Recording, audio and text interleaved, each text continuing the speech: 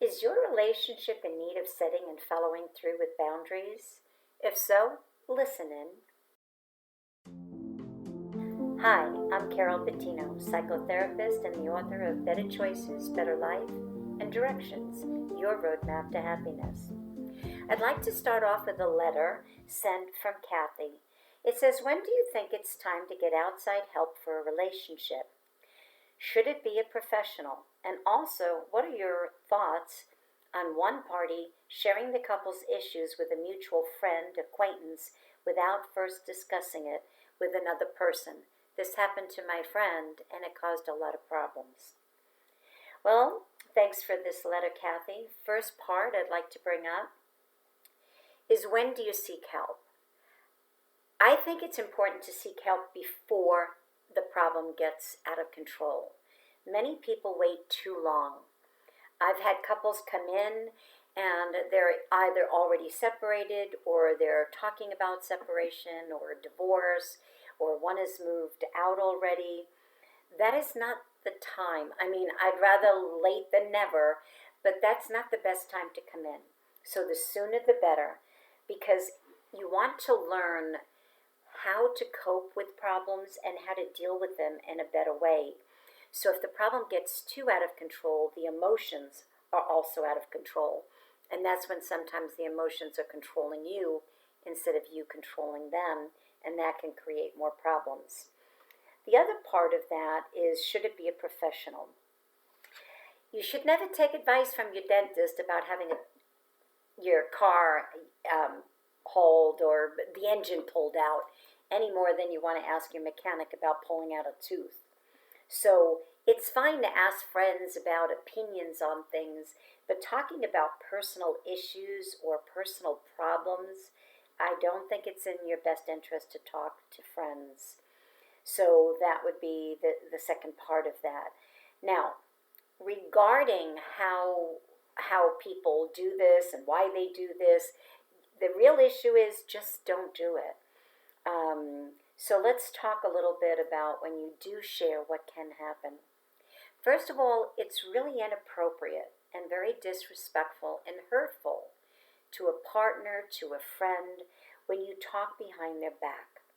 If you've got a problem with that person, whether it's your partner or a friend, spouse, it doesn't matter, communicate. Let them know how you feel about what went on.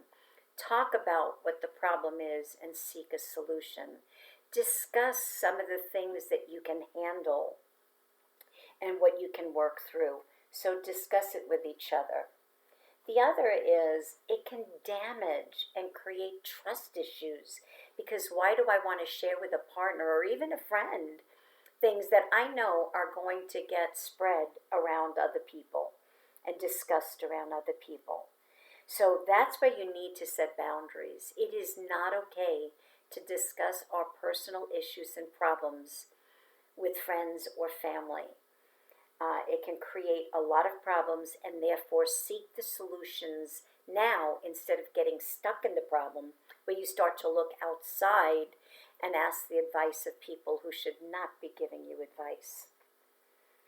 The other is, that's important, is that we have to remind ourselves that choices have consequences. So when we make a choice to talk about our personal relationship with someone else, you need to think before you act. Because how would you feel if your partner went behind your back and talked to their sister or their, parent, or one of the people that don't like you? So no, not a good idea. Now, keep in mind also, this can then impact the relationship you have with that other person. And the reason why that becomes a problem is that when you start sharing things about your partner with someone else, that other person can start to have a grudge against your partner, or judge them. Judge them by one incident about what happened. I don't think that that's the right thing to do, because none of us want to be judged by an incident that occurred that's not the norm. The other is, sometimes friends give bad advice, and they can, if they hold that against that person, they can start gossiping, spreading rumors. This definitely happens in friendships, with the gossiping and the rumors can really create more of a hurtful problem and damage the relationship. So by all means, not the way to go. Now, this is a boundary issue. And boundaries are something where we start to talk about what is acceptable in our relationship, what's not. This is the time, if we have a problem, do we seek professional help for this? Because this is something that may, influence the rest of our relationship and impact it in a negative way. So it's important. Boundaries is about that dividing line that says this is unacceptable. And if it's unacceptable, we have to seek a solution, not get stuck in the problem. So avoid going outside of the relationship to personal friends or family members. But if it is a problem, then it's the time to seek professional help before it gets too late. So Kathy, thanks for your question. Now, this is a good time for us to talk about what boundaries are and the importance of boundaries in a relationship. If you think of, when people say the line in the sand, what does that mean? We don't cross it. So it is a dividing line. It's what's the difference is what is it about me and what about you? What is my issue? What is your issue? What do I need to stand up for? What do you need to stand up for? What will I tolerate? What I won't tolerate? What I'll accept in this relationship? What I won't? That's why we communicate. So boundaries is the ability for us to communicate that something has been crossed. In real life, we think about a boundary. If you go into an elevator and there's one person standing there, you would definitely not walk in and stand right next to them where almost your shoulders are touching, or start a conversation other than maybe, hi, how you doing? Fine. And then you're both silent. And that's because there is a feeling of a line that people don't cross. We don't have to tell them about it. They just know it. It's kind of like if I told you, come on into my office and have a seat and I'll be with you in a minute. I don't expect you to be sitting in my chair or going through my purse. So again, boundaries is that dividing line that most of us respect. Sometimes people don't respect it, and that's when we have to communicate those boundaries. Now, one of the things about boundaries we have to understand is that we don't control other people. We don't change other people, but we can control ourselves and we can change how we react to them. So instead of just getting angry or raging or not talking about it or becoming passive aggressive, this is the time when we communicate and talk it out. Now, one of the things I like to work with when I work with couples is what I call the heart of a relationship. It is a great way to communicate. It's a great way to set boundaries. And it's really looking at the importance of what we need to have in the relationship so we can set boundaries and we can communicate and we can work through problems and be more solution oriented. Now, the heart is an acronym. The H is for honesty. The E is equality.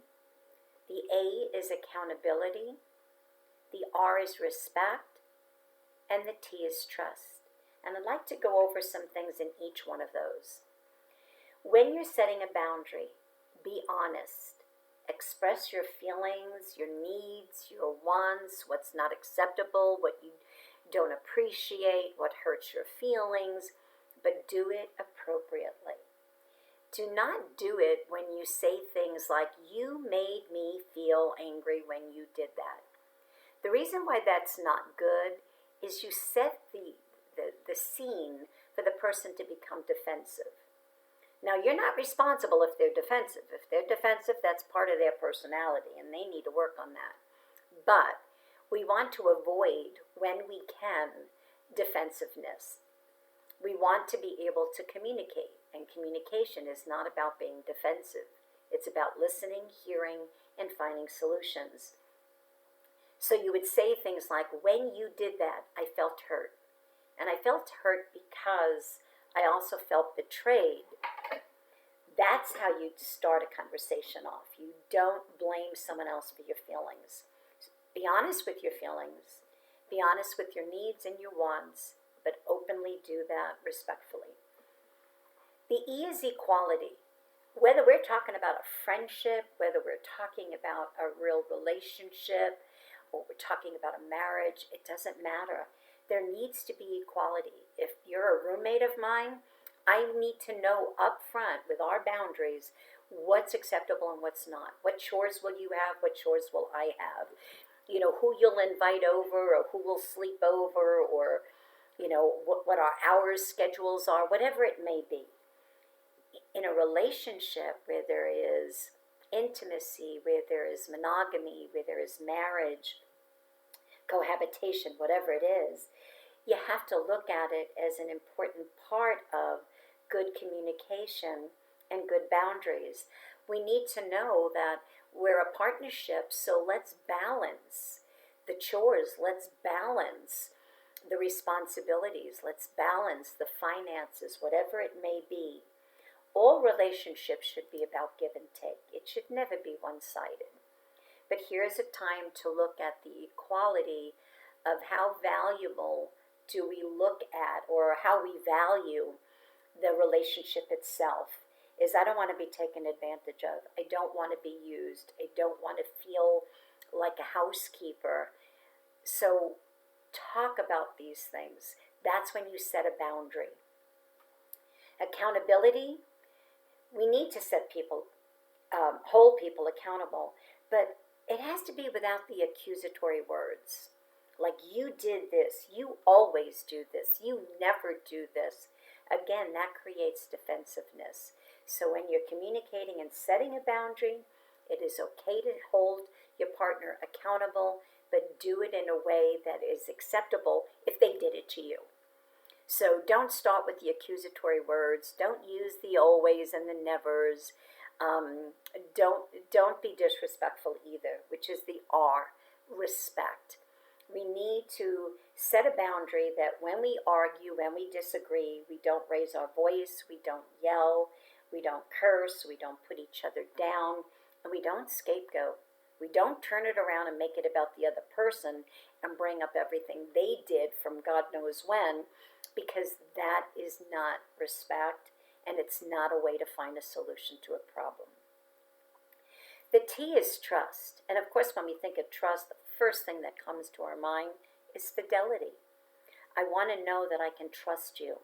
That if we have a problem, you don't go seeking out some emotional affair, because that emotional affair can turn into a physical affair.